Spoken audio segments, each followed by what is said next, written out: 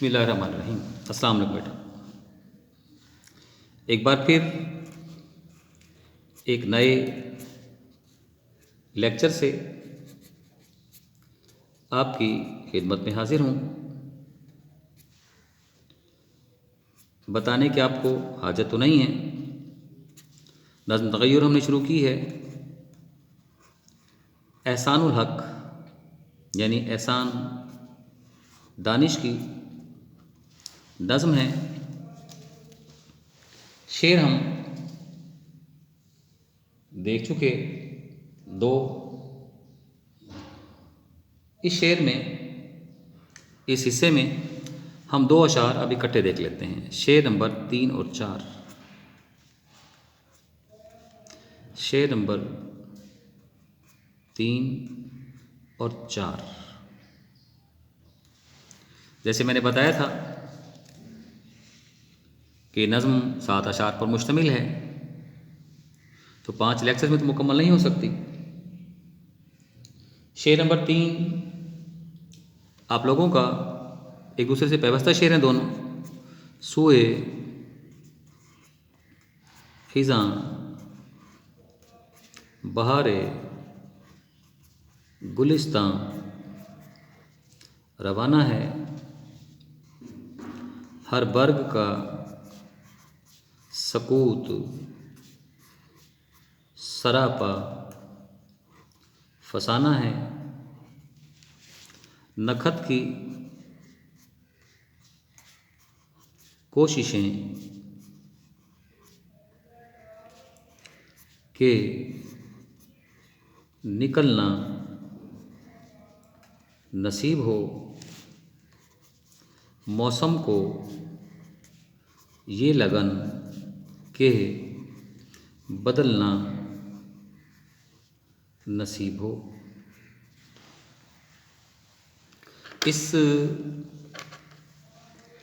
इन दोनों में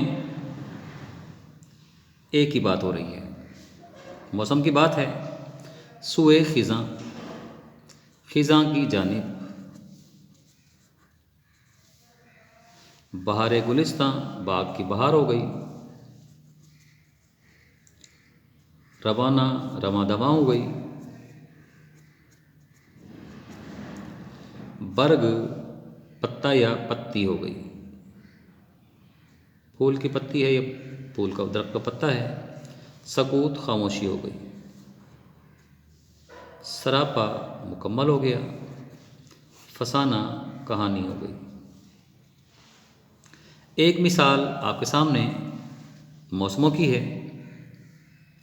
मौसम खिज़ां तब्दील होने को बेकरार है बहार में, और बहार मौसम खिज़ां में तब्दील होने को बेकरार दिखाई देती है। सूए खिज़ां बहार गुलिस्तां, बहार का मौसम आता है, यही मैं तशरीह कर रहा हूँ, आप लोग समझते जाएंगे। मौसम बहार खुशियों का पैगंबर तस्वुर किया जाता है। मंजर कशी करेंगे आप, फूल खिलते हैं, सब्ज़ा लहलहाता है, हवाएं चलती हैं, खुशबुएं बिखरती हैं, परिंदे वापस लौट आते हैं, बाग की चहल पहल में इजाफा हो जाता है, बुलबुल बेकरार होकर दीवानावार गुलाब के फूल के गिर चक्कर लगाता है। अजब तरह का पुरकैफ मंजर और सामान दिखाई देता है, मगर बहार की सरिश्त में, जिबिल्लत में ये बात रख दी गई कि उसने हर हाल में तब्दीली का शिकार होना है। बहार खिज़ां में तब्दील होने को बेचैन व बेकरार दिखाई देती है। बहार को मालूम है गुंचे कलियां शाखों से नोच के फेंक दी जाएंगी, खिज़ां आएगी।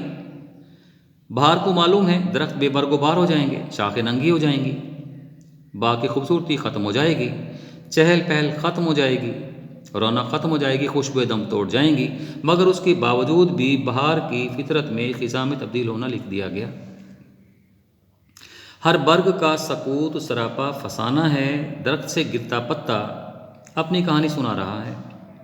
पत्ते को मालूम है कि वो कोंपल की सूरत में शाख पे बरामद होता है, शाख से निकलता है, वजूद पाता है, खूबसूरती, हुस्न, शादाबी रखता है, उसके बावजूद भी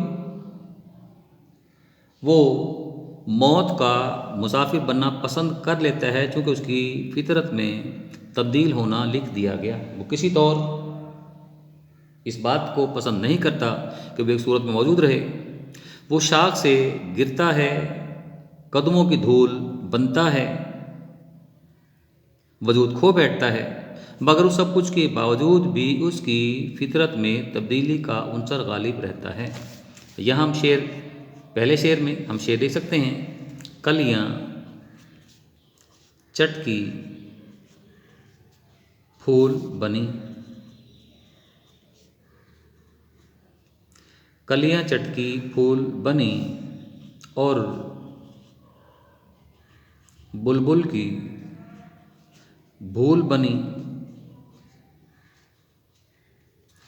आई खिज़ां की रुत कुछ ऐसी, सब रस्ते की धूल बनी। कलियाँ चटकती हैं, फूल बनती हैं, बुलबुल दीवाना वार उन पे आशिक होता है, फिर कलियाँ मौसम ख़िज़ां का शिकार होती हैं, बुलबुल की भूल बन जाती हैं।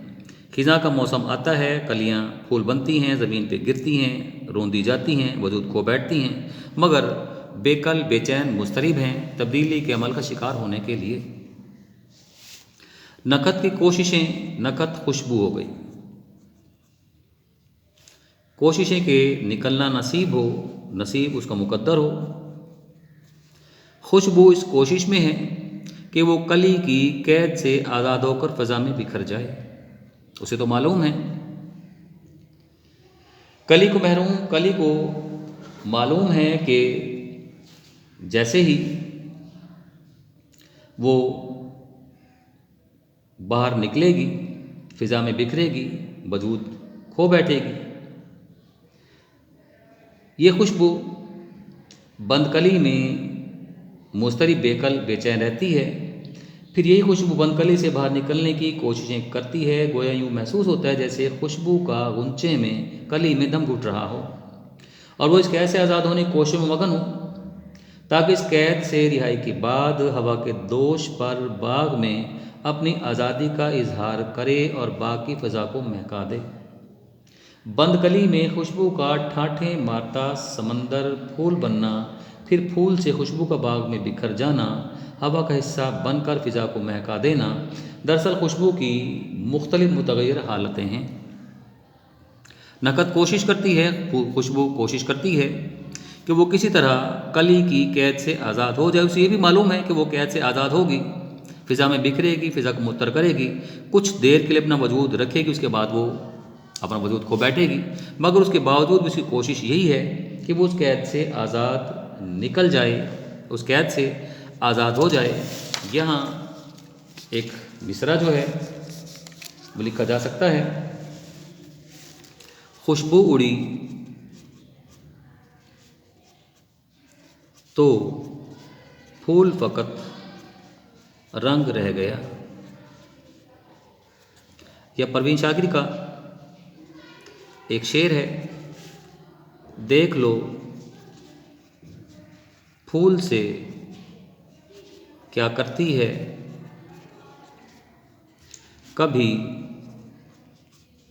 खुशबू भी वफ़ा करती है। अगले हिस्से में आपको यहाँ समझाना ज़्यादा आसान रहेगा मेरे लिए। मौसम को ये लगन चाहत हो गई कि बदलना नसीब हो, जहाँ खुशबू कैद से आज़ाद होना चाहती है। ये लेक्चर नंबर 3 है आपका। आज़ाद होना चाहती है, वहीं मौसम भी तब्दीली का शिकार होना पसंद करता है। देखा जाए तो यूँ महसूस होता है कि मौसम भी यकसानियत से घबरा जाते हैं। ये भी इस रात से वाकिफ़ होते हैं कि ज़िंदगी हरकत का नाम है। इसलिए मौसम तब्दील होते रहते हैं। कभी गर्मा है जो माहौल को गर्मा गर्म कर देता है, फ़िज़ा में घुटन और बस बढ़ा देता है।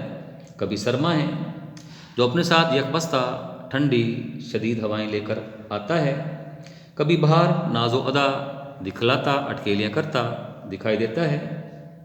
तो कभी ख़िज़ां का मौसम है जो तमाम के तमाम फूलों और पत्तों को शाखों से अलग कर देता है। तो शायद एक और बात हमारे सामने रखता है कि ख़िज़ां बाग के लिए तबाही बर्बादी का पैगाम लेकर आती है। पूरा बाग उदासी में डूब जाता है, गोया मौसमों की फितरत में इनकलाब और तब्दीली का उनसर मौजूद है और कायनात की हर शय में तब्दीली और तग़य्युर का जज्बा मौजूज़न है। कायनात में किसी भी चीज़ को सबात हासिल नहीं और दवाम की खूबी हासिल नहीं। ये सिर्फ तग़य्युर ही है जो कायनात की तमाम चीज़ों में तब्दीलियाँ लाता दिखाई देता है। यहाँ हम लिख सकते हैं, बहार आई है गुलशन में लेकिन बहार आई है गुलशन में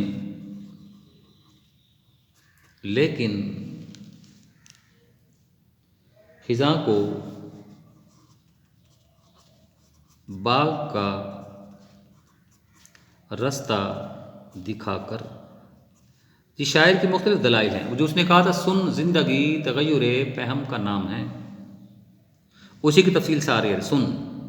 सुन में रात आ गई, दिन आ गया, आवाज़ आ गई, खामोशी आ गई, खुशबू आ गई, मौसम आ गए। सारी मिसालें हैं। मुख्तलिफ मिसालों से तमसीली अंदाज में अपनी बात को आगे बढ़ाता चलता दिखाई देता है। ये बेटा आपका शेर नंबर 3 और 4 हो गया। अगले लेक्चर में हम शेर नंबर 5 और 6 पढ़ लेंगे या 5 पढ़ लेंगे, 6 और 7 इकट्ठा पढ़ लेंगे। देखते हैं शेर में कि शेर किस नौइयत का है। आगे बढ़ते हैं। बढ़ने से पहले मुझे इजाज़त दीजिए। लेक्चर का वक्त ख़त्म हुआ। इंशाअल्लाह अगले लेक्चर में आपसे फिर मुलाकात करते हैं। अल्लाह हाफ़िज़।